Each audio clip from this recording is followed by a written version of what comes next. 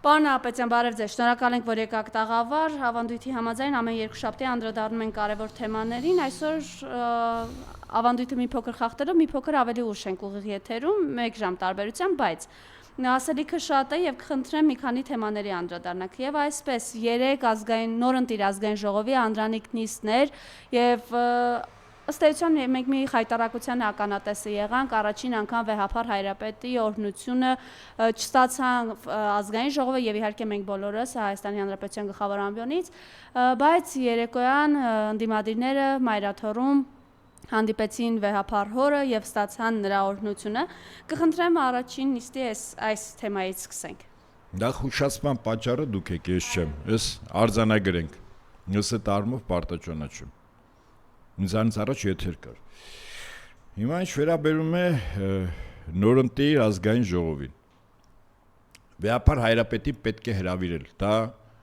սահմանադրական օրենքով է, ԱԺ կանոնակարգով կարգավորված է, իրեն հրավիրում են եւ Վեհափար Հայրապետը եւ Հանրապետության նախագահը խոսք ունեն ասելու։ Մեկը աշխարհիկ օրհնություն է տալիս նախագահը, մյուսը հոգեվոր։ Հիմա Վեհափար Հայրապետին չեն հրավիրել։ Ես ուզում եմ տարիքով ամենատարեց անձը, որը իրավունք ուներ բացելու ազգային ժողովի նոր նստաշրջանը, պարոն Հասանովը ավելի կոռեկտ լինի, ես տարիքը հարգում եմ եւ ինձ թույլ չեմ տա խիստ որակումներ տալ այդ անձի գնահատականներին Վեհափար Հայրապետի հետ կապված, թե ինչու չի եկել։ Եթե երկրորդ անգամ սույն անձը իրեն թույլ տա անպարկեշտ ուրիշ տեղով մտածած մտքեր արտահայտի, անձամբ ես հրապարակավ այդ անձին կասեմ, որը որից հետո է։ Ես նորից եմ կրկնում, տարիքը մարդուն իմաստություն ու փորձառություն է տալիս։ Այդ անձը տարական բաները չի հասկանում, եթե չգիտի ավելի լավ է լուր մնա։ Սովորաբար ոչ խելացի մտքերը ավելի լավ է չարտահայտել, քան դուրս տալ։ Սա ինչ վերաբերում է այդ անձին։ Խոսեմ կասեմ պարոն Ապետյանը ազգային խտրականության հողի վրա Ես ժողովրդին շատ եմ հարգում, որի ներկայացուցիչն է պարոն Հասանովը։ Իրեն ավելի կոռեկտ բայ է եւ մտածված խոսի։ Հիմա ինչ վերաբերում է Վեհափար Հայրապետին չհրավիրել։ Ակնհայտ է, որ չէին էլ հրավիրելու։ Այստեղ խնդիրը հետեւյալն է։ Օրվա իշխանությունները իրենց վերադասների հանձնարարությամբ պատերազմ են հայտարարել եւ գտնում են ռազմական գործողությունների թաթերաբեմում եկեղեցու հետ կապված։ Եվ եկեղեցու թիվ 1 թիրախը մեր հոգևոր առաջնորդն է նորին Սուրբ Օծություն Տեր Գարեգին II-ը։ Եվ ակնհայտ է, որ չեն հրավիրելու, ինչի մասն է խոսքը։ Երբ քրեական գործեր են հարուցում, եթե չեմ սխալվում, ամսի 7-ին առաջին դատական նիստն է Վեհափար Հայրապետի 6 եպիսկոպոսների, Էջմիածնում ժամը 4-ին։ Ուզում ասել, որ այստեղ ուղղակի ես արձագանքեմ մի ոմն անձի, որը առանձնապես անկենսագիր անձնավորություն է, ինձ համար մարդկանց գնահատման 2 չափորոշիչ կա, արագ ճանաչելու։ Նաև խորհուրդ եմ տալիս ինձ լսողներին, կատարած գործերը եւ տված խոսքերը պահելը, այսինքն այդ խոսքերը անելը։ Եվ կյանքում ինչ գործարել, այսինքն ինչ կենսագրություն։ Ուրեմն այդ անկենսագրության մարդկանցից մեկն էլ Վեհափար Հայրապետին Կտրիշ Ներսյանն ասում։ Նախ Կտրիշ Ներսյան անուն ազգանով չկա։ Գարեգին B-ը։ Սա սկսենք անձնագրում։ Երկրորդ, այն որ Փաշինյանը, իր զուգընկերը, ազգային ժողովի շատ քպայական падգամավորներ, կառավարության անդամներ գնում էին Էջմիածին, հանդիպում էին, ծնունդ էին նշում, միջոցառումներ էին անում։ Վեհափար Հայրապետի հետ այդ ժամանակ Վեհափար Հայրապետը Վեհափար Հայրապետ էր։ Այո։ Իսկ պարզում է, որ հիմա Վեհափար Հայրապետ չի։ Այսպես մտածեց նաև Հուդան, երբ ուրացավ։ Այս անձին կուրանում են։ Այն ժամանակ պետք էր ճանաչում են, հիմա պետք չի չեն ճանաչում։ Նորից եմ ասում, Հուդայի ճակատագիրը բոլորի աչքի առաջ թող լինի։ Այդ լավագույն տարբերակն է։ Հիմա ինչ վերաբերվում է այդ ազգային ժողովի բացմանը։ Կարծում եմ մի քայլ արվեց, որտեղ եւ քաղաքապայմանագրի պատգամավորները եւ նախկին եւ ներկա վարչապետի պարտականությունը կատարող անձը եւ իր քաղաքապայմանագրի վարչության անդամները իրենց շատ վատ զգացին, առավել քան վատ։ Էդգար Ղազարյանը պատգամավոր անուղակի տեղուղակի ստիպեց բոլոր նրանց, ովքեր որ Արցախը վաղուց մոռացել էին, մեր զոհվածներին մոռացել էին, մեր հայրենիքի կորստի մասին մոռացել էին, մեր քույրերի, մայրերի, դուստրերի ցավը մոռացել էին, Էդգար Ղազարյանը հիշեցրեց։ Կարծում եմ այդ ազգային ժողովը կմտնի պատմության մեջ Էդգար Ղազարյանի 1 րոպե լրությամբ հարգել հիշատակը խոսքով։ Ես կարծում եմ այդ ժամանակ շատ անձանց մոտ սրտի աշխատանքը առնվազն 2 անգամ արագացել է կամ 2 անգամ պակասել է եւ այլայլված են եղել, չեն կարողացել ոչինչ անել։ Ի պատիվ Ռուբեն Ռուբինյանի, որը ոտքով հուշում էր այն անձին, որը հասկանում է միայն ոտքի լեզուն, որ պետք է ոտքի կանգնել։ Ապրես Ռուբինյան, այդ առումով դրական է քո կեցվածքը։ Սա մարդկային որոշակի նկարագրի մասին է խոսում, ըստիս։ Ափսոս այդ ոտքի կանգնելու ժամանակ շատերի դեմքը տեսախցիկները մոտիկից չեն վերցրել, թե չէ հետաքրքիր յուրաքանչյուրի դեմքը ինչ որ բաներ կհուշեր։ Բայց այնպես չէ, բոլոր քպականները ինչ-որ դժգոհություններ էին արտահայտում։ Ես էդ եմ ասում եւ ընդ որում այստեղ ԿՊ-ն երբ որ կանգնեց, սա առաջին հերթին Ռուբեն Ռուբինյանի շնորհիվ, իդեպ ասեմ, սա արձանագրենք, չէ, առանց որևէ բանի, եթե Ռուբենյանը չկանգներ, վստահաբար ձեզ ասում եմ, ԿՊ-ն չէր կանգնելու։ Դե հիմա մի քանի մեջբերում անեմ երեկվա Ռուբինյանի խոսքից, եթե դեմ չեք, գիտեք, որ ազգային լավին կներեք, լավին լավ ենք ասում, վատին վատ ենք ասում։ Հիմա տեսեք, այս լավանողը ինչ է երեք ասում, ազգային ժողովի նախագահի տեխնացու է։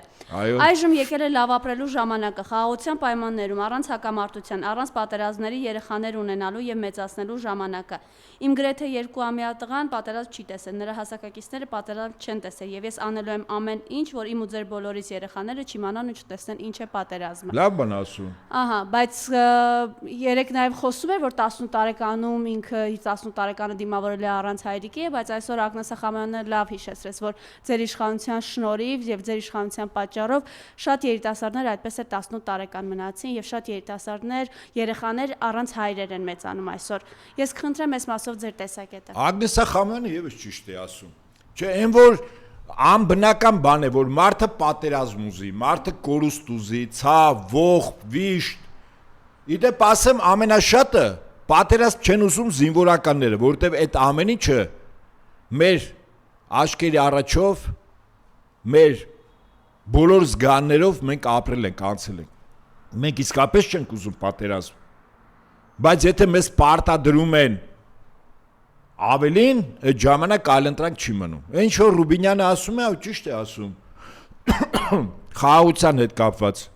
ճիշտ է ասում, մեզ պետք է խաղաղություն, բայց խաղաղություն կա, խաղաղություն էլ կա, ստրկություն է։ Դրանք տարբեր բաներ են։ Օրինակ ստրուկները մի ժամանակ ստրկատիրական համակարգում նրանք էլ էին խաղաղ ապրում։ Շղթաներով աշխատում էին, ամուսնանում էին, իրենց զավակը իրենցը չէր, ստրկատիրոշներ, ունեին շատ տարական իրավունքներ, ասենք սնվելու, ամիսը մի անգամ սեռական հարաբերություն ունենալու, արտակնոց գնալու եւ ասենք օրը 16-18 ժամ աշխատելու, իրավունքները ինչ վատ իրավունք, խաղ էին, ու այդ մարդիկ պատերազմում չէին։ Եթե անհնազանդություններ էլ կպատժվեին, դա էլ ընդունված կանոնները։ Ստրուկներն են վատ, ինչ վատ են ապրել, որ խաղ են ապրել, պատերազմ չեղել, զենք չեղել, կորուստ չեղել։ Եթե չեն ապստամբել, ասենք Սպարտակի նման։ Սպարտակը ապստամբեց, զոհեր եղան։ Հիմա մեզ խաղաղություն չեն պարտադրում, մեզ պարտադրում են այլ պետությունների կամքը, որը մեր ներկայի եւ ապագայի համար լրջագույն սպառնալիքներ է պարունակում։ Խնդիրը սա է։ Ռուբեն Ռուբինյանը նոր հեծանիվ չի հորինում խաղաղության վերաբերյալ, երբ մտքեր է արտահայտում։ Այո, մենք էլ ենք ուզում մեր երեխաները, զավակները, թոռները խաղաղ պայմաններում ապրեն։ Բայց ինչպես ասում են ժամանակին մտածողներից մեկը, մարդկության օրոցը օրել է ոչ թե խաղաղություն, այլ պատերազմները։ Պատերազմները մրցակցության ձև են մարդկության զարգացման առաջ գնալու համար։ Առանց մրցակցության, իսկ մրցակցությունը հաճախ լինում է կոշտ գետնի վրա, որի անունը պատերազմ կամ ռազմական բախում։ Հիմա ինչ է գնում երկիր մոլորակի վրա, ազդեցության տարածքներ են, չէ, բաժանում։ Նոր վերաբաժանում է 1945 թվականի Պոզդամի կոնֆերանսից հետո, հիմա գնում է աշխարհի նոր վերաբաժանման գործընթաց, որը ուղեկցվում է նաև պատերազմներով։ Վերաբաժանման ժամանակ որոշ ժողովուրդներ, պետություններ պարտվում են, կորցնում են, որոշները հաղթում են, շահում են։ Հայ ժողովուրդը առաջին համաշխարհային պատերազմի ժամանակ կորցրեց ցեղասպանություն եւ հայնազրկում։ Հիմա այս վերաբաժանման գործընթացում մենք եւս կորցնում ենք։ Եվ ավելին ասեմ, մի 2 օր առաջ մի քաղաքում աննախադեպ երկիր մոլորակի վրա մարդկության պատմության մեջ նման բան չի եղել։ Ես ինչու եմ այդ Իսպանիայի Սեուտայի դեպքը բերում էստեղ։ Ես ասում եմ, որ խաղաղությունը նորմալ է, բայց դա խաղաղություն չի, երբ մեզ պարտադրում են։ Օրինակ, միլիոնավոր մարդիկ խաղաղ ապրում են համակենտրոնացման ճամբարներում։ Նորմալ։ Երեխաները ծնողներին նամակ էին գրում։ Օրինակ, նամակի մեջ գրված էր ռուսերենով. «Мама, папа, нас тут хорошо кормят. Мы еще можем сдавать кровь».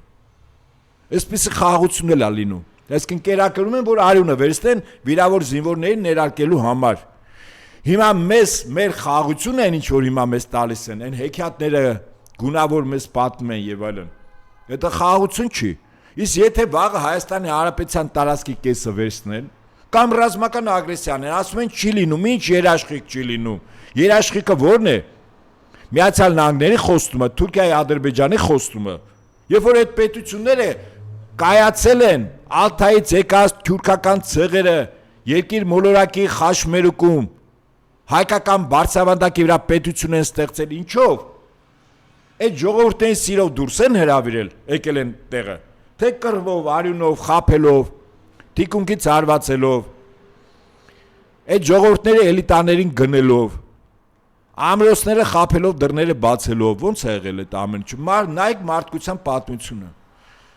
Ես ասում եմ, Ռուբեն Ռուբինյանը ճիշտ բան ասում խաղաղություն, բայց այդ խաղաղությունը հիմա մենք փորձում ենք մուրալ, իսկ մեզ մուրացողին խաղաղություն չի տրվում։ Եվ ի վերջո 3 պատերազմ բերած 4 պատերազմ բերած իշխանության ներկայացուցիչն է խոսում ու դեռ սպառնում էին, որ ընդդիմադիրներն են իրական պատերազմ բերողները։ Հիմա մեկ այլ մեջբերում, այո, դուք խոսեցիք տարածքների հնարավոր հանձնումից, 3 նաև նույն Ռուբեն Ռուբինյանին հստակ հարց ուղեցին։ Երաշխավորում եք, որ որպես ազգային ժողովի նախագահի տեխնացու ձեր իշխանության տարիներին որևէ պարագայում Տիգրանաշենը չեք հանձնելու։ Ես կարող եմ երաշխավորել, որ Հայաստանի միջազգայինորեն ճանաչված տարածքը 29700 քառակուսի կիլոմետր է, եւ դա լիակատար եւ անքննարկելի կարմիր գիծ է։ Մարդը պարզ ասել է Տիգրանաշենը Հայաստանի Հանրապետության տարածք չի։ Ես հաստատում եմ։ Ես ամիսներ առաջ եղել եմ այդ գյուղում։ Ողբալի վիճակ, բնակություն չկա, մի քանի աշակերտ դպրոցում մի հրաշալի 13-14 տարեկան աղջնակի հետ ծանոթացանք, ես Այն հայրենը մի 2 րոպե որ խոսեց, անգամ իմ ուղեկիցներին եւ ինձ, նաեւ լրատվամիջոցների ուղակի զարմացրեց։ Այս ինչպես ասում են, իբր ճանապարհից հեռունկած, բայց բուն իմաստով հենց ճանապարհի խաշմերուկում գտնվող գյուղը փաստորեն լքված վիճակում է։ Ավելին ասեմ ձեզ, դա արդեն քաղ պայմանագրի հետ կապ չունի։ Բոլոր ժամանակներում Տիգրանաշենը այդ տարածքները, շենքերը Մշակովի հողատարածքները երբեք Հայաստանի Հանրապետության տարածք չեն եղել։ Սա արդեն Փաշտյան Նիկոլի գրպանը պետք չի ոչինչ գցել։ Ես ասում եմ այն ինչ կա։ Այդ տարածքը Հայաստանի Հանրապետության կառավարության առընթեր կադաստրի պետական կոմիտեի տարածքում գրանցված չի։ Եվ Ռուբեն Ռուբինյանը հենց դա է ասել։ Տողատակը կարդում ենք։ Այդ 29743-ի մեջ մտնում է Տիգրանաշենը։ Ոչ չի մտնում։ Այսինքն ինքը պատասխանել է, այդ տարածքը մեր տարածքը չի։ Ճիշտ է, առայժմ մենք ենք ապրում, բայց դա հանձնելու ենք։ Ես էլ բացում եմ փակագծեր, ինքը ինչ է ասում։ Այնինչ մերը չի, մենք հանձնելու ենք։ Ռուբեն Ռուբինյանը դա է ասել։ Այդ տարածքը երբեք մեր կադաստրի մեջ չեն մցրել, ցավոք սրտի։ Ստրատեգիական նշանակություն ունեցող գյուղ է։ Հայաստանի Հանրապետությունը երկու մասի է բաժանում այդ տարածքը միջպետական ճանապարհը։ Եվ ինչ կլինի, ասված մի արաստ է, եթե Տիգրանաշենը իրենք ասում են, պարոն Աբեցյան, պետք է խնդրեմ բացատրեք ևս մեկ անգամ, եւ երբ նույն ասում են, իրենք հավասարությամբ այդ վրային դնում Արցվաշենին է։ Չէ, նույնը չի։ Նախ Արցվաշեն եւ Տիգրանաշեն։ Արցվաշենը բավականին խորքում ընկած տարածք է, այո։ Հայաստանի Հանրապետության խորհրդային Հայաստանի տարածք է։ Այդ տարածքում համարյա հավանականությունը 0 է, որ Հայաստանի Հանրապետության քաղաքացիները, ազգությամբ հայերը եւ ոչ միայն կգնան, կբնակվեն Արցվաշենում։ Ինչու՞։ Որտեղ որպեսզի Հայաստանի Հանրապետությունից Արցվաշեն գնաս, ասում ես, ինչպես ասում են շատ տեղերով, որը Հայաստանի Հանրապետության տարածք չի։ Ճանապարհներ, սարեր, քարեր, լեռներ, անտառներ, հեռու է, Հայաստանից շատ կտրված է։ Եթե Ադրբեջանը մեզ հնարավորություն տա մինչև Արցվաշեն, Հայաստանի Հանրապետությունը ենթակառույցներ ստեղծի այդ գյուղ հասնելու, այդ գյուղը գազով, հոսանքով, ջրով, ամեն ինչով ապահովված լինի եւ կապված լինի Հայաստանի հետ, դա ուրիշ բան է։ Վստահաբար Ադրբեջանը դա չի անի, հետեւաբար անկլավ կոչված Արցվաշենում հայերը չեն վերադառնա։ Հիմա նայենք ինչ ասել է Տիգրանաշենը։ Իդեպ չիմացողների համար ասեմ, այդ Տիգրանաշենը Տիգրան այն հրամանատարի անունը, որ զոհվեց այդ տարածքները ազատագրելուց։ Հիմա սա ուղղակիորեն միջպետական ճանապարհի վրայի գյուղ է, ոչ թե հարակից տարածք է։ Այդ գյուղի տարածքը է նաև ճանապարհը։ Ավելին ճանապարհից դեպի Հայաստան մյուս կողմը, այսինքն եթե դիմացից նայում ենք, աջ կողմը Տիգրանաշենն է իր սարերով, հետո ճանապարհն է միջպետական եւ հետո ձախ կողմը Հայաստան։ Ավելին ասեմ, այդ Հայաստանի տարածք կոչվածնել է մի մասը Տիգրանաշենի տարածք։ Հիմա եթե այդ տարածքը տրվում է նաև ճանապարհը։ Եվ Հայաստանը ուղղակիորեն բաժանվում է երկու մասի։ Այդտեղից հետո հաշվենք ինչ շրջաններ կան։ Ներառյալ մինչև հասնենք Վայք, Եղեգնաձոր, Սյունիք, այս բոլոր կտրվում է։ Որոշ մտքի գիգանտներ իշխանություններից նախկիններ կասում են, դե մենք նոր ճանապարհ կառուցենք։ Դուք մենակ ասֆալտ եք գցում եւ ասֆալտի վրա փող եք աշխատում։ Ինչ ճանապարհ գցել, վեդիով ճանապարհ, ուր այդ ճանապարհը։ Վաղը եթե ճանապարհը հանձնում եք, օրինակ ինձ հետաքրքիր է Հայաստանի այդ մարզերը, կենտրոնի եւ հյուսի հետ ոնց է կապվելու։ Այսինքն մեր տրանսպորտային միջոցները պիտի գնան ադրբեջանական գյուղի մեջով։ Երկու կողմը ադրբեջանցիներ են, չեմ ասում իրենց սահմանապահները կարող են լինել զինված։ Չէ, ունակից հետաքրքիր, այսինքն այդտեղ Ադրբեջանը կարող է անցակետ դնել, ասել ես ստուգում եմ։ Մի պահ մտնում եք իմ պետության տարածք, որը Նախիջևանի տարածք է, ստուգում եմ ամեն ինչ։ Տրամաբանական է։ Սահմանապահ ուղեկալ,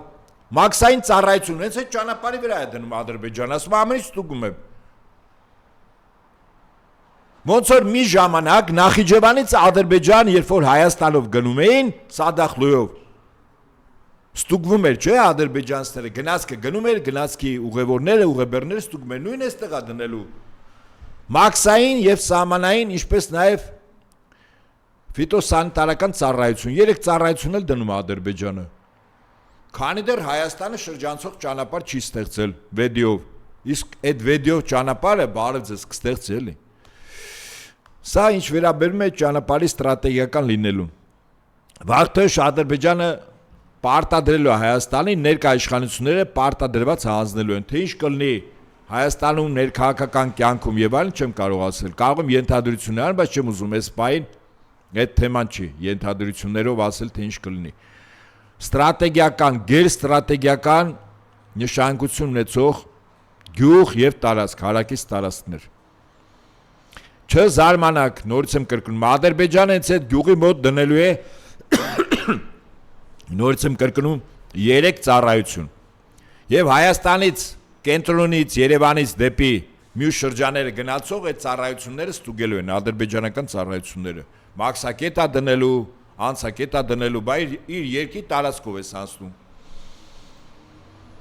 Այսպես, ես կարծում եմ, որ Տիգրանաշենը մեր քաղաքական ընդդիմության համար դառնալու է մի փորձակար։ Թե այդ քննությունը ընդդիմությունը ոնց կբռնի չեմ կարող ասել, բայց վստահաբար փորձակար է դառնալու։ Այսքանը։ Նաև մենք տեսանք 300,000 ադրբեջանցիների թեման, 3 քպականը Հասմիկ Հակոբյանը ասում է,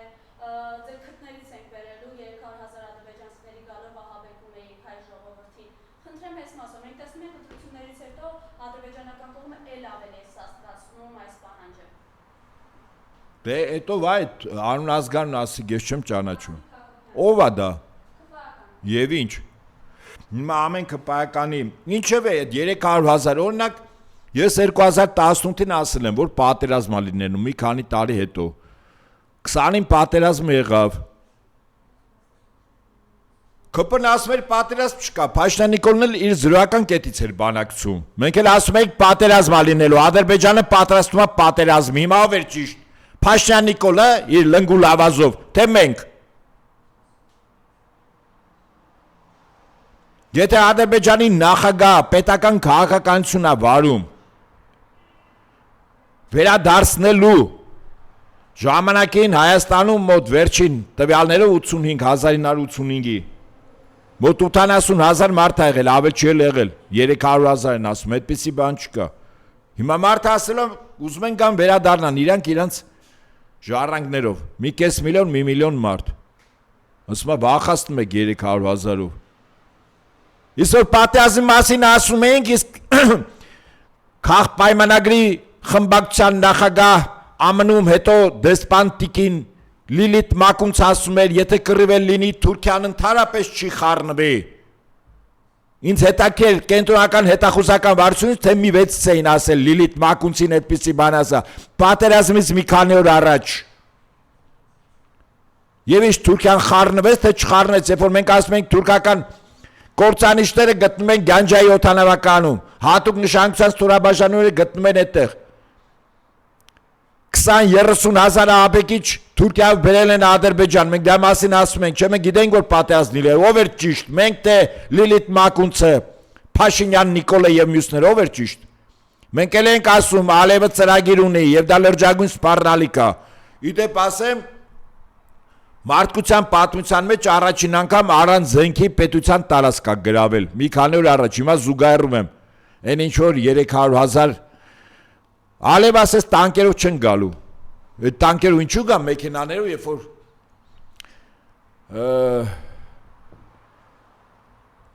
Լարիսա Ալավերդյանը տիկին ինձանից առաջ եթերում էր մի դիպուկ խոսք ասեց աղոհացով ԿՊ-ն կդիմավորի իհարկե աղոհացով ԿՊ-ն կդիմավորի Գալու են Օրինակ Լիլիթ Մակունցը իր ոչ ճիշտ լինելով խմբակցության նախագահ պատերազմից մի քանի օր առաջ նման բան է ասում պատասխանատվություն կրել է պետական պաշտոնատար անձա պատասխանատվություն կրել է ստի համար ապա տեղեկատվություն տալու այդ թու նաև իշխանական մարմիններին այդ թու նաև ազգային անվտանգության ծառայությանը այդ թու նաև գլխավոր շտաբին եւ շտաբի աշխատողներին Ինքը 100%-անից բաներ ասում, Թուրքիան չկա, եթե կռվել լինի, Թուրքիան ընդհանրապես չկա, հորս արև։ Հիմա օրինակ է ձեր ասած տիկինա օրիորդա չեմ ճանաչում, եթե սկսեց Ադրբեջանը գործընթացը գալու, այդ 300,000-ը մի դույլ չի, որ լսնեն ու բերեն, դա գործընթաց է։ Հիմա որ սկսեց գալ օրինակ այդ սույն օրիորդը կամ տիկինը պատասխանություն կրել է իրա, այդ մտքերի համար, չի կրելու, չէ, իհարկե չի կրել, բայց Լիլիթ Մակունցը կրեց, որ մի հատ էլ ինքը կրի։ Մենք նորից ենք ասում, մենք ոչ թե օդից բաներ ենք վերցնում, մենք ելնում ենք Ադրբեջանի ներկայիս ռազմաքաղաքական ղեկավարության քայլերի եւ տրամաբանության եւ նպատակներից։ Ինչ է ուզում, ինչ են պատրաստում անել։ Նորից եմ ասում, Սեուտա քաղաք, Իսպանիա, մի երկու օր առաջ տարածքա գրավել առանց զենքի։ Իհարկե այնտեղ մի քանի խնդիր էր նաեւ լուծվում, բայց շատ կարեւոր է։ Այսինքն հիմա կայլը առանց զենքի փախստականների անվան տակ, որոնք պատրաստված են, ամենայն հավանականությամբ իսլամական պետության զինյալներ են 21-ից 20-28 տարեկան ամրակազմ բոլորի մոտ հեռախոսներով, կապի միջոցներով 65-70,000 մտել են մի քաղաք, որը Իսպանիայի էքսկլավ է, նախկին Մարոկոյի տարածք, եւ այդ Քաղաքը գրավել են 85000 բնակիչներն են եղել։ Եվ Իսպանիան իր ամբողջ ղեկավարությամբ, որը ոստիկանություն ունի, բանակ ունի, հատուկ ծառայություններ պարալիզացվել են։ Չգիտեին ինչ անեն։ Ես ասում եմ, այդտեղ առնվազն 4 շահառու կա այդ օպերացիայի, բայց մեզ համար որն է կարևոր, որ տարածքը կարելի է գրավել, խաղաղ մեքենաներով, ոնց էր ասում Ալիևը, մեքենաներով են գալու։ Այս մարդիկ էլ ցամաքային ճանապարհը այդքան բարձր չէ, նաև նավակներով են եկել, լողալով են եկել։ Լրիվ ցամաքային լիներ մեքենաներով կգային վստահաբար։ Հիմա իրականությունն այն է, որ Իսպանիա այդ քաղաքը գրավված է։ Հիմա զոհեր կան, 65 զոհ ա եղել, բախումներ կան եւ այլն։ Առաջին շահառուն կարծում գլոբալիստներն են, որոնք Եվրոպա լցնում են Աֆրիկայից ներգաղթյալներին։ Խառնել բնակչությունները այդ պետությունների տնտեսություններին հարված տալ եվրոպական նկատի ունեմ, որտեղ ներգաղթյալները հիմնականում իսլամ դավանող են, մահմեդական են, ապրում են գետոյացված իրենց օրենքներով եւ մեծ հաշվով հսկայականակ մեծ բարձր ծնելիության շնորհիվ կարճ ժամանակ հետո այդ պետության որտեղ որ ներխուժել են ժողովրդագրական վիճակ են փոխում։ Սա իրականությունն է։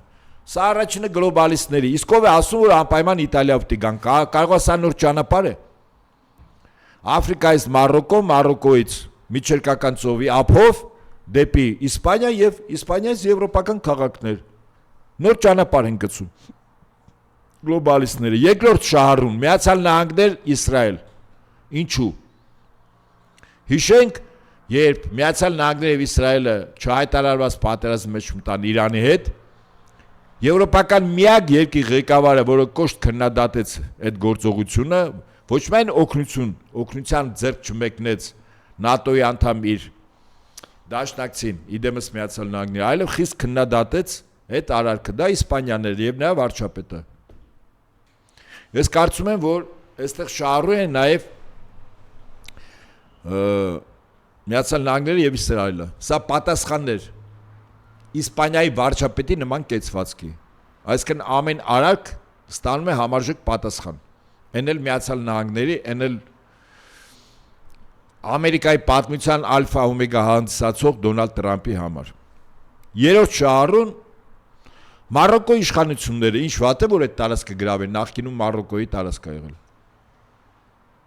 Առավելից որ ավելի շուտ Մարոկոյին է կպած, քան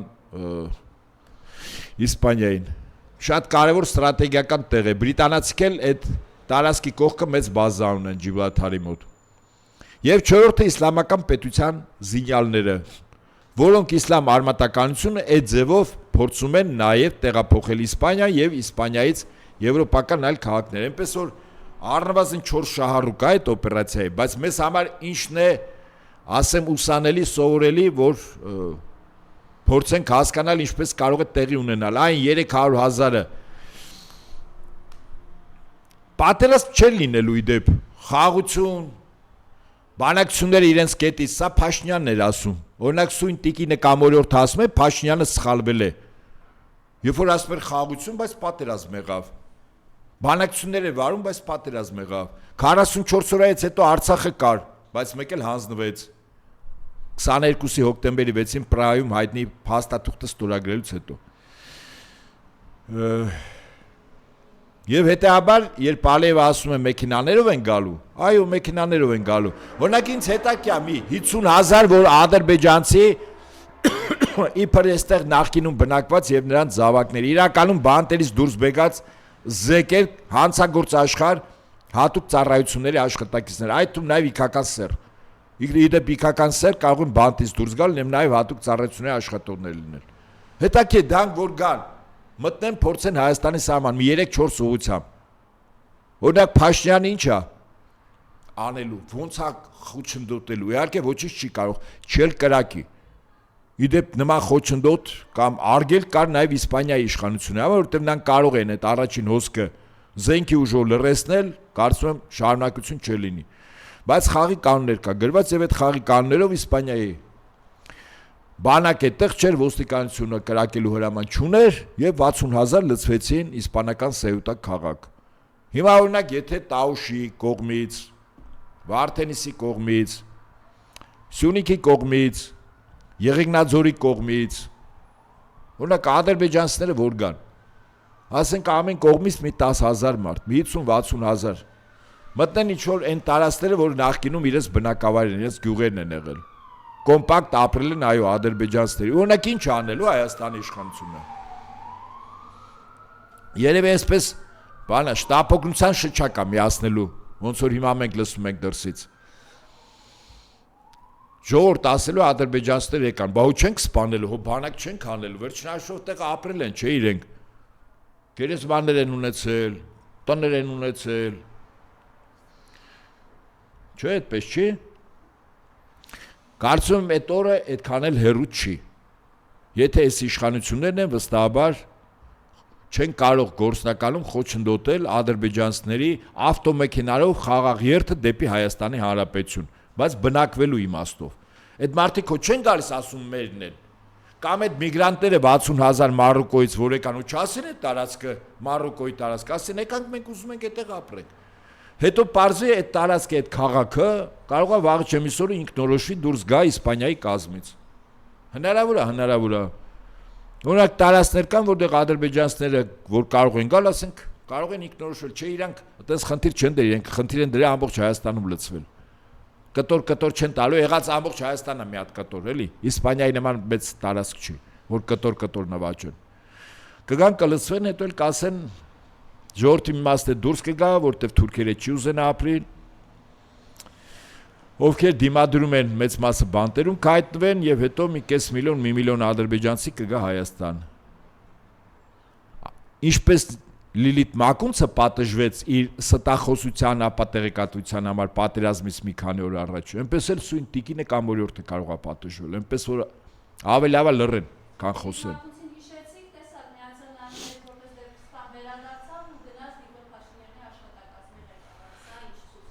Աշխատանքի բարձրացում, աշխատակազմի ղեկավարը սովորաբար ավտորիտար ռեժիմներում ստատուսով երկրորդ անձնավորությունն է։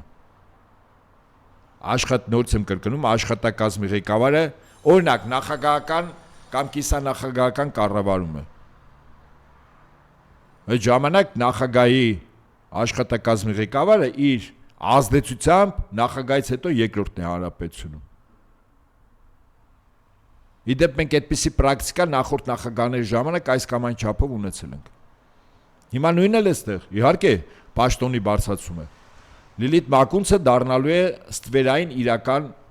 ղեկավար Հայաստանի։ Երևացողը խոսողը դառնում է Փաշտյան Նիկոլը, իսկ ստվերայինը Լիլիթ Մակունցը, օգտագործելով իհարկե ԱՄՆ-ում ձեռք բերած իր բոլոր կապերը։ Եթե միայն կապեր են դրանք։ Այդպես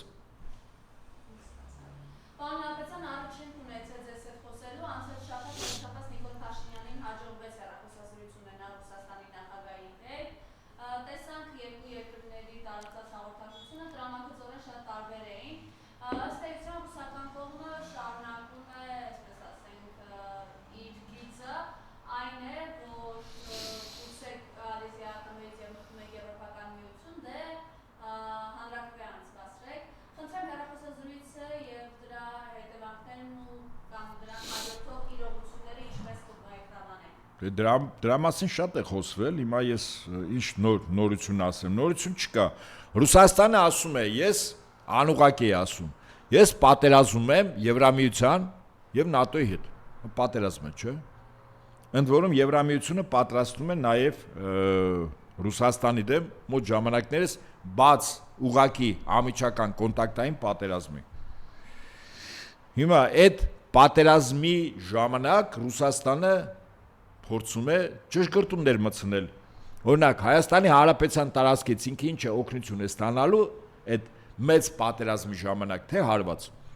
Բայց իր համար կարևոր չի։ Օրինակ խորհրդային տարիներին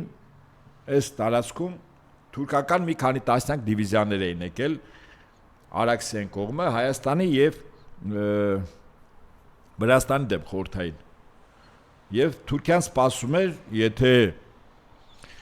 խորհրդային բանակը Ստալինգրադի ճակատամարտում պարտվում էր, ապա այդ ժամանակ թուրքական բանակը մտնում էր, անցնում էր Արաքսը եւ մտնում էր խորհրդային Հայաստանի եւ խորհրդային Վրաստանի տարածք։ Սա քաղաքականությունն է։ Հիմա Ռուսաստանի դաշնության համար խնդիրը այդ Եվրամիություն կամ ԵԱՏՄ չի է, տնտեսականը չի, Ռուսաստանը պատրաստվում է մեծ պատերազմի,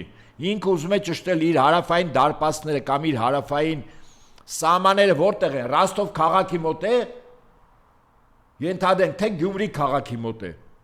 սա է ուզում ճշտել, որտեղ այդ մեծ պատերազմի ժամանակ, եթե Գյումրիի մոտ է, ինքը վստահաբար գիտի, որ Հայաստանի Հանրապետությունը իր դաշնակիցն է, Հայաստանի Հանրապետության քաղաքացին, ինչպես այդ քաղաքացիների պապերը քաջաբար կռվել են, նացիզմին ծնկի են բերել, Ռայխստագի պատերի տակ հաղթանակից հետո քոչարի են ապրել, հիմա նույնն է լինելու, թե չէ, թե կոլաբորանտ է լինելու, ռուսների համար, Ռուսաստանի ղեկավարության համար սա է կարևոր, եւ ըստ այդմ որոշվելու է Հայաստանը հիմա Ռուսաստանի թշնամի պետություն է, թե բարեկամ, Ռուսաստանը դա է ուզում, որ ասում է Եվրամիություն, Ռուսաստանը Հայաստանի տնտեսական հետ հարաբերությունում շահ չունի, Հայաստանը շահ ունի, Ռուսաստանը ուզում է ճշտել իր հարավային ուղղության սահմանը որտեղով անցնելու։ Նորից եմ կրկնում, Գյումրի քաղաքով թե Ռոստով քաղաքով։ Սա է։ Եվ Ռուսաստանի ղեկավարությունը առանց սեթևեթանքի միանշանակ ոչ երկիմաց կերպով ասում է, արեք հանրակրվեք։ Նիկոլները ասում է, երբ կուզեն կանենք։ Այդ ճորոմ խոսալը առանձնապես ուժի ցուցադրություն չի։ Ես չեմ ուզում զուգահեռել, հաշվի առնելով իմ խիստ դրական վերաբերմունքը մեր ամենա երկարակյաց կուսակցության հայ հեղափոխական դաշնակցությանը, բայց 20 թվականի պատմությունը կա, չէ՞։ Այնպես խոսում են, հետո ինչպես ասում են, փողերը առան ու հայդա Փարիզ։ Հիմա ինչ է լինելու։ Վերջում փողերը առնելու են հայդա Լոնդոն ու Վաշինգտոն, թեև մի Պահեստային օդանավականն էլ ունեն Փարիզը։ Կամ է Ստամբուլը, ինչ իմանաս։ Նորից եմ կրկնում, այսօր Ռուսաստանը գոյութենական պատերազմի մեջ է, հաղթական պատերազմի մեջ է։ Առնվազն տգետ բանականությունը կորցրած կամ հիմար պետք է լինես, որ այդ ամեն ինչը չտեսես։ Ինքնախաբեությունը դեռևս իրականությունը փոխելու միջոց չի։ Այն որ Ուկրաինայում ասում են Ուկրաինան հաղթում է, Ուկրաինայի երկինքը արդեն շուտով կլինի 1 ամիս ամբողջովին բաց է։ Ռուսաստանը որ թիրախին ոնց ուզում խփում է։ Օդեսան փակեց, Նիկոլայևը փակեց, այդ երկու մարզերի բոլոր նավահանգիստները փակված են։ Փաստացի, սա իրականությունը։ Ինչպես ասում էր ժամանակին երջանքայի շատակ Ժիրնովսկին, Ուկրաինայի արևմտյան որոշ շրջաններ 5 շրջան անցնելու են Լեհաստանին, Ռումինիային, Հունգարիային մնացածը մտնելու է Ռուսաստանի կազմի մեջ, եթե Ուկրաինան շարունակի պատերազմը։ Եվ այդ մարդը սկզբունքորեն ճիշտ էր ասում, եւ ճիշտ է ասում։ Այս պատերազմը եթե ոմանց թվում է որ Ռուսաստանին թույլատնում է, խիստ սխալվում են։ Ավելին Ռուսաստանում իշխանության են գալու ազգային ուժերը, հայնասիրական ուժերը։ Ոչ 90-ականներին հավաքագրված են մարդիկ, 90-ականներին, 2000-ականներին արևմուտքում կրթություն ստացած, հավաքագրված եւ այդ եկած։ Ռուսաստանը այսօր Ռուսաստանի ղեկավարությունը շատ կարևոր ստրատեգիական խնդիր է լուծում։ Այդ խնդրի անունն է նոր էլիտա ստեղծել, այդ էլիտան ստեղծում է։ Եվ եթե մենք հասկանանք, որ աշխարհի բազմաբևեռ աշխարհը դե ֆակտո կայացել է, ընդհանրապես դե յուրե ժամանակի խնդիր է։ Մենք դինայենք որտեղ ենք։ Այդպես սխալ որոշում կայացեցինք 1920 թվականին։ Երբ Մուստաֆա Քեմալը կամ Քեմալ Աթաթուրքը ճիշտ կողմնորոշվեց, մի օրվա մեջ Թուրքիայում կոմունիստական կուսակցություն սարքեց, 1919-ին էլ Ղարախանն էր եկել այստեղ Հայաստանի հսկայական 2-3 անգամ ավելի տարածք էր տալիս Հայաստանին։ Ոսի Հայաստանը բոլշևիկյան Ռուսաստանի դեմ գործիք չլինի։ Բայց բրիտանացիք էին տերուտնօրինություն անում այստեղ։ Բոլորը Անտանտայից թռնում են, Հայաստանը վերջին պետություններից մեկն էր, որ Անտանտայի կազմի մեջ էր եւ կրեց պարտություն, փաստացի Թուրքիայից, մի պետությունից, որը Ռուսաստանը ստացավ զենք, զինամթերք եւ այլն։ Որտեւ Քեմալ Աթաթուրքը այդքան հասկանում էր։ Ցավոք սրտի կարող է դաշնակցական կառավարություն հասկանում էր, բայց ձեռների ճար չկա, որտեւ բրիտանացիք են այստեղ իրականում կառավարում։ Մի 3 անձ կար լուրջ հասկացող կամային որակներով, չգիտես ինչու այդ 3 անձինք 1.5 տարվա մեջ մահացան։ Զբաղեցնելով բավականին բարձր պաշտոններ Ստեփան Շահումյան, Ռոստոմ եւ Արամ Մանուկյան։ Այդ երեքի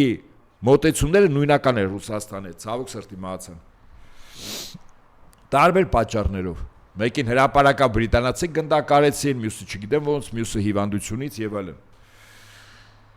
Հիմա նույն վիճակն է, նույն ժամանակներն են։ Բայց Փաշինյանը ասաց, եթե ԵԱՏՄ-ն այս հարցին լուծում չտա, սա կլինի ԵԱՏՄ-ի վերջի սկիզբը։ Այդ ճորոմ խոսալը խելքի ուժի նշան չի։ ԵԱՏՄ-ի վերջի սկիզբը։ Տեսեք ինչ գնահատականներ է տալիս, ինչ ճարտար խոսածող է։ Սենց ճարտար խոսելով Արցախ կորցրեց։ Հետո էլ կռուտի տարեց, Արցախը մեր համար բեռ էր։ Սխալվել ենք, այն ժամանակ չէինք հասկանում, թոք էր մեր վզին Արցախը։ Չէ որ հաղթեիր, կբարձրանայր երկին, կասեիր ես Տիգրան Մեծից ավելին եմ արել։ Պարտվել ես դե համար բեռ էր։ ԵԱՏՄ-ի վերջի սկիզբը։ Դու պատկերացնում ես քաղաքագիտական մտքի ինչպիսի թռիչքներ ունի Փաշինյանը։ Հուզվել կարելի է։ Ոնց որ իր զրոյական կետից սկսեց, հենց էլ ԵԱՏՄ-ի վերջն է, հա, գուժում։ Ինքը թող գուժի Եվրամիության վերջը, ՆԱՏՕ-ի վերջը։ Այդ դրանց ավարտի մասին թող խոսի։ Եթե իսկապես մասնագետ է գնահատող։ Թեև այդ մասնագիտությունը որտեղ է ձեռք բերել, հետաքրքիր է։ Թերթում խմբագիր լինելուց, թե բուհը ոչ մասնագիտական քաղաքագիտությանը տաղեր չունեցող ֆակուլտետ այդպես էլ չավարտելով։ Կրթություն որտեղ է ստացել, որտեղ է աշխատել, ինչ արդյունքներ է ցույց տվել, հո ասելով չի։ Ասում է դուք էլ ասեք էլի, ինչ ա եղել որ։ Այդպես, այնպես որ իր ասած իրականությունից բավական հեռու է։ ԵԱՏՄ-ի վերջը կլինի։ Շարունակում են, հա, այս սահմանափակումները, սա դեռ ինչքան կշարունակվի, պարոն Նահապետյան։ Ինչ սահմանափակում։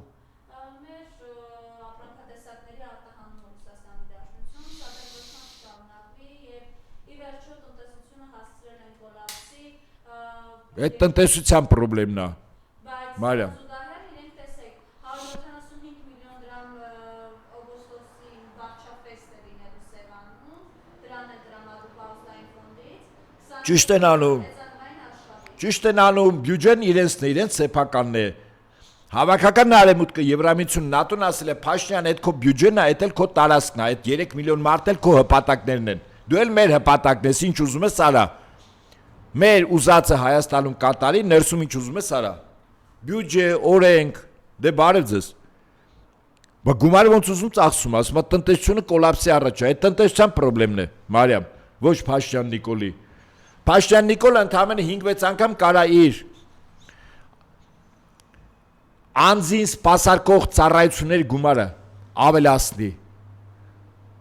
Ես վերջերս նայեցի, մի թիվ էր, մի 700 միլիոն էս 8 տարվա մեջ գումար է ծախսել։ Պատկերացնում եք, $1 միլիարդ մոտավորապես մարդը գումար է ծախսում իր անձի հետ կապված։ Բյուջեն ումն է, պետությանն է, ժողովրդինն է, թե Փաշինյան Նիկոլինն է։ Իհարկե Փաշինյան Նիկոլինն է։ Այդպես, այնպես որ գյուղացին վատ կապրի, քաղաքացին կմրսի, մարդը աշխատանք չի ունենա, գաղթականի ցուպը կվերցնեն ու կգնան, այդ Փաշինյանի խնդրը չի։ Աղքատությունը մարդկանց ուղեղներում է, ոչ թե Փաշինյանի։ Այնպես որ այդ մարդիկ մի օր այդ ուղեղով տիգան ճիշտ եզրահանգման, որ այս երկիրը Փաշինյանը հորտնից չի բերել, ոչ էլ մեր ժողովրդին։ Այնպես որ իրերին պետք է տալ իրենց անունները եւ իրավիճակը ճիշտ գնահատել, եթե ճիշտ չեք գնահատում, մտածում ենք, որ Փաշինյանը օրենք խախտեց, սահմանադրություն խախտեց, սահմանադրական օրենք խախտեց, մի ամբողջ խմբակցություն, մի ամբողջ կուսակցությունից 5 ձայն խլեց, մարդիկ բանտերում են, ինչ է եղել։ Մարդը միապետ է, հասկանում եք դուք։ Միապետ, իսկ միապետին ամեն ինչ կարելի է, միապետն է որոշում, ով ապրի, ով չապրի, ով շնչի, ով չշնչի։ Այդ երկրում փողը ով ունենա, ով չունենա։ Միապետը որոշել է ստեղծել նոր օլիգարխիկ համակարգ, այդ օլիգարխները բոլորը իրենը պետք է լինեն, իր նշանակածը։ Նախկիններից նույնիսկ մի մասը, ովքեր այսօր իր հետ լոյալ են, այդպես բարի դրացական խիստ կոմերցիոն հարաբերությունների մեջ են, բոլորը ունեզրկվելու են, այդ թվում նաև այն մտերիմները, որոնց վերաբերյալ իհարկե առայժմ վատ բաներ չեն ասելու։ Հետո Փաշինյանը դրան զոհաբերից ասել է ժողովուրդ, տեսեք, ես այնքան արդարամիտ եմ, նույնիսկ իմ հետ խիստ բարի դրացիական հարաբերություն ունեցող մարդիկ, եթե օրենք են խախտել,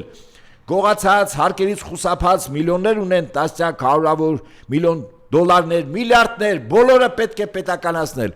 Եվ այդ մարդիկ էլ ինչպես ասում են, հայտնվելու են այնտեղ, որտեղ հիմա հայտնվում են ընդդիմադիր գործիչներ, այդ թվում նաև ունևոր եւ բիզնես իրականացնող։ Սա է միապետի եւ իր տերերի ցանկությունը Հայաստանի Հանրապետությունում։ Այնպես որ տնտեսության եւ քաղաքացու գյուղացու խնդրեմ իրենցն է, Փաշինյանին իրենց է։ Դուք շնորհակալություն հայտնեք, որ ասենք տարեկան իր անձի սպասարկման համար ծախսերը ասենք 500 միլիոն դոլար չի։ Շնորհակալություն հայտնեք, ասենք որ 100 միլիոնա կամ 200 միլիոնա։ Շնորհակալություն հայտնեք, բայց բան եմ ասում, կամ ասենք 1 միլիարդ դոլար չի։ Իր եւ իր շրջապատի ոյաժները։ Այս մարդը Հայաստանում ստեղծում է նոր օլիգարխիկ համակարգ, նոր թիմ, որը պիտի ստանա, այո, օրինակ ոչինչ չանելով 10,000 դոլար աշխատավարձ պիտի ստանա հայ փոստի տնօրենը, որը այտենց պատահմամբ ինչ որ падգամավորի տիկին է եւ այդպես ինքը սարքում է իր թիմը, իր հետ իրենից կախված փողով կախված թիմը։ Իհարկե որ վատ ժամանակներ կան, այդ թիմի բոլոր անդամները մնալու են Հայաստանում, Փաշինյանը մենակ է ճողոպրելու։ Այդ թիմի անդամները տեղը չեն բերում, ամենայն լրջությամբ։ Եվ տասնյակ երկրների օրինակներ կա։ Այդ թվում նաև մեր Վրաստանի, օրինակ Սաակաշվիլին մի պահ հասրեց ճողոպրել, բայց բոլոր այն մարդիկ, ովքեր Սաակաշվիլու հետ ապօրինություններ են արել տարիներ շարունակ, բոլորը սկսեցին պատասխան տալ իրար թաթիկները բռներով դեպի դատարաններ եւ բանտեր։ Բոլորը անխտիր։ Բիձինա Իվանիշվիլին հիշողության կորստով չի տառապում։ Եվ այդպես շարունակ, այնպես որ Հայաստանում էլ կարող է գա մի օր, որ այս բոլորը իրար ձեռքը բռնած գնան դեպի դատարան։ Եվ վերջին հարց, մենք երկխոսություն ենք վարելու Իրանի հետ, դա տեղի ունենալու բանակցությունների ձևաչափով։ Դրանք կսկսվեն այսօր կեսօրին, հայտնել են Թրամփը։ Այս պատերազմը ինչ փուլում է ձեր գնահատում եւ ինչ զարգացումներ են սպասվում։ Ասում եմ մի օր խաղաղություն, երկրորդ պատերազմ, 3 օր բանակցություն, 4 օր նորից պատերազմ։ Խնդիրը հետևյալն է, որ Միացյալ Նահանգները հասկացել է, այդ երկրի ղեկավարը հասկացել է, որ Իրանին հնարավոր չի հաղթել, Օրմուզի նեղուցը Իրանը ԱՄՆ-ի սխալ քաղաքականության հետևանքով դարձեց սեփականը, սեփական նեղուց է դարձել։ Հուսիտներն էլ մյուս նեղուցն են Կարմիր ծովում սարքել սեփական։ Թրամփին էլ ընդհանրապես պետք է տալ մի հատ լավ փայտիկ։ Թքելով մանգա, որտեղ ինչպես ասում են, ունենալով բականի լուրջ աջակցություն եւ ԱՄՆ-ի էլիտայի, ազգային էլիտայի եւ ազգային դրամագլխի եւ ԱՄՆ քաղաքացիների, այդ բոլորը դյուրին կերպով բարի տվեց։ Ընդամենը մի Վենեսուելայի նախագահ գողացավ, այդ երկիրը չկարողացավ մտնել, Կուբայի վրա առայժմ ատամներ ակրճտացնում բլոկադա։ Իրանը փորձում է ավերակ դարձնել, ինչպես Իսրայելը Լիբանանն ու Գազայի հատվածն է դարձրել համատարած հրթիռակոծություն, ռմբակոծություն, բայց փաստացի Իրանը Լիբանան եւ Գազա չի։ Նրանք ունեն հրթիռներ, ունեն անօթաչություններ եւ պատասխանը շատ արագ է լինում։ Այնպես որ ավելի լավ է Տրամփը մտածի, թե նոյեմբերին կոնգրեսի միջանկյալ ընտրություններում հանրապետականի ճակատագիրը ինչ ալնում։ Իսկ նոյեմբերը այդքան էլ հեռու չի, 2 ամիս հետո նոյեմբերը չէ գալիս, 3 ամիս, օգոստոս, սեպտեմբեր, հոկտեմբեր, 3 ամիս հետո։ Այդպես։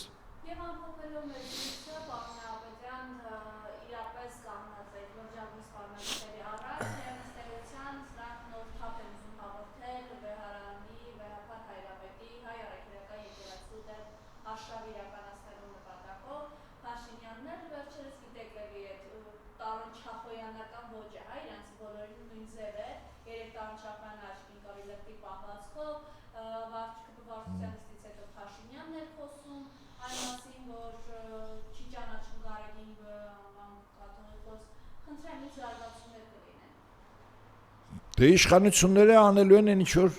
դրա մասին բարձրաձայնել են եւ նախընտրական ծրագրում կա մնդիմությունն էլ պատրաստի որպեսզի հակահարված տա խանգարի խոչընդոտի թույլ չտա ընդհանրապես այդքան բան ընդդիմություն ունի մի լուրջ առավելություն որը իշխանությունը չունի ունի ժողովուրդ հավատավոր նվիրյալ քրիստոնյաներ տասնյակ հազարներով 100,000-ներով որոնք պատրաստական են չեմ ասում հայությունը դրսի ամբողջովության որտեղ դրսի հայության գոյությունը հայ մնալու առաջին եւ հիմնական երաշխիքը մեր եկեղեցու գոյությունն է։ Այնպես որ իշխանությունը պետք է վարչական եւ ոստիկանական ռեսուրսներ օգտագործի, ընդդիմությունը մեր եկեղեցուն նվիրալ եւ հավատավոր զավակներին, քրիստոնյաներին, հայությանը դրսում եւ քրիստոնյա աշխարհին։ Ընդդիմությունը ունի շատ առավելություններ այս ամեն ինչը վիժեցնելու համար, ընդհանրապես կազմակերպվել է պետք։ Խոսքս խորհրդանական ընդդիմության մասն է առաջին հերթին։ Այսքանը։ Շնորհակալ։ Ես շնորհակալ։